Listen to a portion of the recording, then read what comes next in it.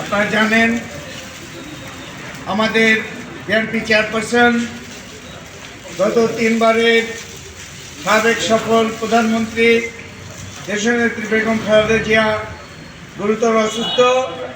ওনার রোগ মুক্তি কামনায় আমরা 29 নম্বর ওয়ার্ড বিএনপির আওতাধীন 3 নম্বর ইউনিটের উদ্যোগে আজকে এই কম্বল বিতরণ কর্মসূচি।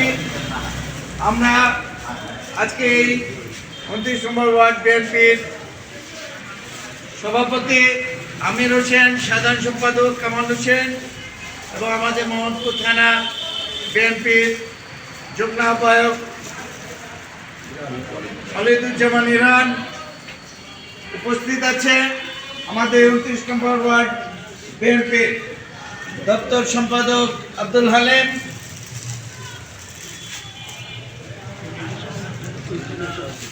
যুগ্ম সাধারণ সম্পাদক তরিকুল ইসলাম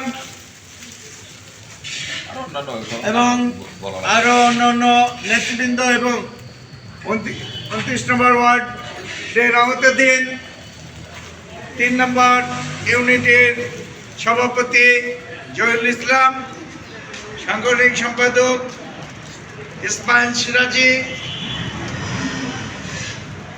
1 নম্বর ইউনিটের সাধারণ সম্পাদক আব্দুল কুদ্দুস, 4 নম্বর ইউনিটের সভাপতি মাসুদ মৃধা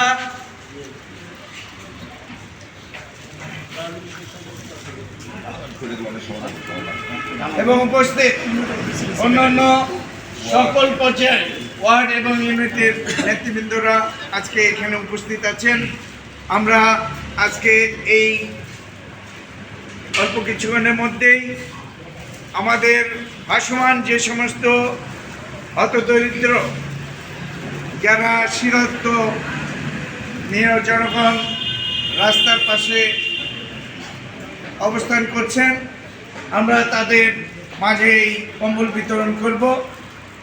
আর আমরা এই আজকে এই শীতের মৌসুমে আজকে প্রথম কম্বল উদ্বোধন বিতরণ কর্মসূচি উদ্বোধন করতে যাচ্ছি।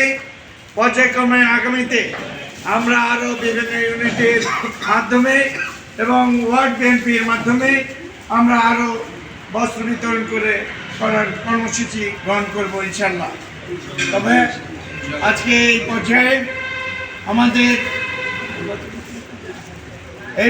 আমাদের মাঝে বক্তব্য সংক্ষিপ্ত আকারে আমাদের কর্মসূচি বিষয়ে সংক্ষিপ্ত আকারে বক্তব্য রাখবেন 29 নম্বর ওয়ার্ড বিএনপির সাধারণ সম্পাদক কামাল হোসেন।